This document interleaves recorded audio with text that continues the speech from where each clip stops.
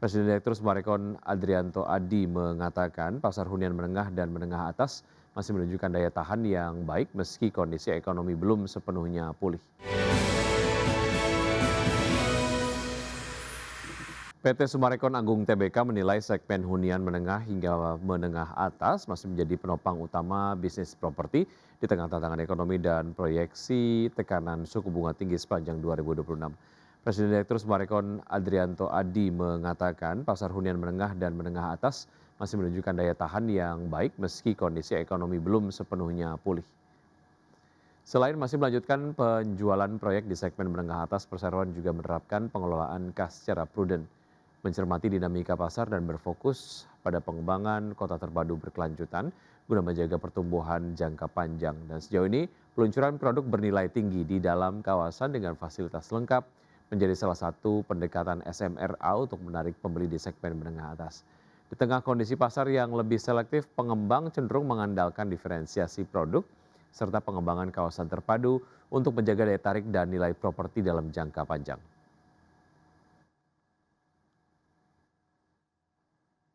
Pemirsa, PT Barito Renewables Energy Tbk melalui anak usahanya Star Energy Group Holdings memperoleh fasilitas pinjaman senilai maksimal 300 juta dolar Amerika dari Bangkok Bank Public Company Limited. Fasilitas pinjaman tersebut akan ditujukan untuk proyek pengembangan wilayah prospek panas bumi Suwoh Sekincau di Sumatera dan proyek panas bumi Haminding di Maluku. PT Barito Renewable Energy Tbk melalui anak usahanya Star Energy Group Holding Pty Ltd memperoleh fasilitas pinjaman berjangka senilai maksimal 300 juta US dollar dari Bangkok Bank Public Company Limited. Fasilitas pinjaman tersebut diperoleh berdasarkan Facilities Agreement yang ditandatangani pada 17 Juli 2026. Dana dari fasilitas pinjaman akan digunakan untuk membiayai kegiatan prakonstruksi proyek pengembangan wilayah prospek panas bumi Suwoh Sekincau di Sumatera. Dana juga dialokasikan untuk pembiayaan konstruksi proyek Suwoh Sekincau melalui pernyataan modal ke PT Star Energy Suwoh Sekincau hingga 105 juta US dollar, serta proyek pengembangan wilayah prospek panas bumi Haminding di Maluku melalui pernyataan modal ke PT Star Energy Geothermal Indonesia hingga 90 juta US dollar. Fasilitas pendanaan tersebut diharapkan dapat memperkuat likuiditas dan struktur pendanaan kelompok usaha, sekaligus mendukung kebutuhan belanja modal, modal kerja, serta pengembangan proyek panas bumi dan ketenagalistrikan. Selain itu, fasilitas tersebut juga ditujukan untuk meningkatkan efisiensi pengelolaan arus kas, memperkuat kapasitas pendanaan kelompok usaha, serta menciptakan sinergi pendanaan guna mendukung pertumbuhan usaha secara berkelanjutan. Perseroan menyatakan transaksi tersebut akan menambah kewajiban keuangan secara konsolidasi. Meski demikian, manajemen memastikan tambahan pinjaman tersebut tidak memberikan dampak signifikan terhadap kegiatan operasional maupun kelangsungan usaha perseroan. Berbagai sumber untuk IDXNO.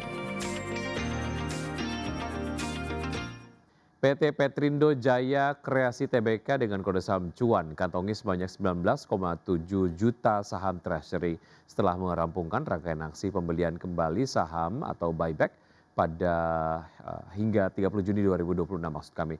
Langkah ini menjadi bagian dari strategi perseroan dalam menjaga stabilitas harga saham sekaligus menunjukkan keyakinan manajemen terhadap prospek bisnis perusahaan di tengah dinamika pasar modal. Dikutip dari Keterbukaan Informasi Bursa Efek Indonesia, Sekretaris Perusahaan PT Petrindo Jaya Kreasi Tbk Robertus Mailando Siahaya mengatakan pelaksanaan buyback dilakukan sesuai ketentuan Peraturan OJK atau POJK nomor 13 tahun 2023. Regulasi tersebut memberikan ruang bagi perusahaan untuk melakukan pembelian kembali saham tanpa perlu memperoleh persetujuan Rapat Umum Pemegang Saham atau RUPS dalam kondisi pasar mengalami fluktuasi signifikan. Berdasarkan laporan perseroan, jumlah saham treasury yang berhasil dikumpulkan mencapai 19.700.600 saham. Aksi tersebut dilakukan melalui 2 tahap pelaksanaan, di mana tahap pertama diselesaikan di 24 Juni 2025 dengan pembelian sebanyak 418.400 saham di harga rata-rata Rp4.780,29 per saham. Setelah perseroan melakukan stok split di 11 Juli 2025, jumlah saham hasil buyback disesuaikan menjadi 4.184.000 saham. Di tahap kedua yang berakhir 3 Mei 2026, perseroan kembali melakukan pembelian sebanyak 15.516.600 saham dengan harga Rp1.553,83 per saham. Hingga laporan per 30 Juni 2026, seluruh saham hasil buyback tersebut masih tercatat sebagai saham treasury dan belum dialihkan kepada pihak lain maupun dijual kembali ke pasar. Perseroan menyebutkan rencana pengalihan saham treasury termasuk waktu pelaksanaan RUPS, jadwal keterbukaan informasi, mekanisme pengalihan serta pihak yang akan menerima pengalihan saham masih belum ditentukan. Diketahui, aksi buyback tersebut menjadi salah satu langkah perseroan merespon kondisi pasar sekaligus memberikan sinyal manajemen melihat nilai perusahaan masih memiliki prospek positif. Perseroan menegaskan kepemilikan saham treasury yang cukup besar, maka perusahaan memiliki fleksibilitas dalam menentukan strategi korporasi lanjutan sesuai kebutuhan perusahaan dan kepentingan pemegang saham. Berbagai sumber IDX Channel. Nilai tukar rupiah diperkirakan masih berpotensi melanjutkan penguatan terhadap dolar Amerika Serikat pada perdagangan di hari Rabu 22 Juli 2026. Pelaku pasar saat ini menantikan sejumlah sentimen mulai dari hasil rapat Dewan Gubernur Bank Indonesia hingga perkembangan geopolitik global. Berdasarkan data pasar spot Bloomberg, rupiah tercatat menguat 0,33% ke posisi 17.888 per dolar Amerika pada perdagangan Selasa 21 Juli 2026. Pemirsa, informasi terbaru di pagi hari ini, Kepala Badan Gizi Nasional Nani S. Deyang resmi mengundurkan diri sebagai pucuk pimpinan pelaksanaan program makan bergizi gratis. Pengunduran diri dari Nani S. Deyang resmi diumumkan hari ini Rabu 22 Juli 2026 setelah mendapatkan persetujuan dari Presiden Prabowo Subianto. Nani menjelaskan bahwa pengunduran dirinya berkaitan dengan upaya menjalani pengobatan jantung di luar negeri. Presiden Prabowo pun menurut Nani sudah menyetujui surat pengunduran dirinya sebagai kepala BGN. Namun menurutnya Presiden masih meminta dirinya untuk turut serta terlibat dalam pengawasan pelaksanaan makan bergizi gratis di seluruh daerah. Rencananya Presiden segera membentuk Dewan Pengawas Khusus Makan Bergizi Gratis. Dan peran Nani S. Deyang digadang-gadang akan menduduki Ketua Dewan Pengawasan Badan Gizi Nasional.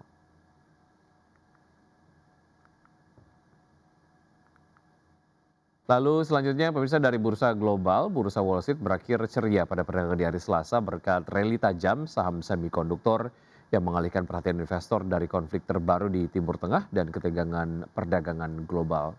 Data selengkapnya pada penutupan perdagangan di hari Selasa, Dow Jones Industrial Average yang ditutup naik 0,74% ke level 52.274 dan S&P 500 yang menguat 0,89% ke posisi 7.509 dan Nasdaq Composite yang melonjak 1,29% ke posisi 25.837. Sementara itu bursa ekuitas Eropa pemirsa menguat didorong kenaikan saham teknologi dan pertambangan yang berhasil mengimbangi kekhawatiran investor terhadap eskalasi konflik di Timur Tengah. Stoxx 600 ditutup naik 0,56% di level 643,19, DAX Jerman meningkat 0,6% ke level 25.011 dan FTSE 100 Inggris menguat 0,58% ke posisi 10.585.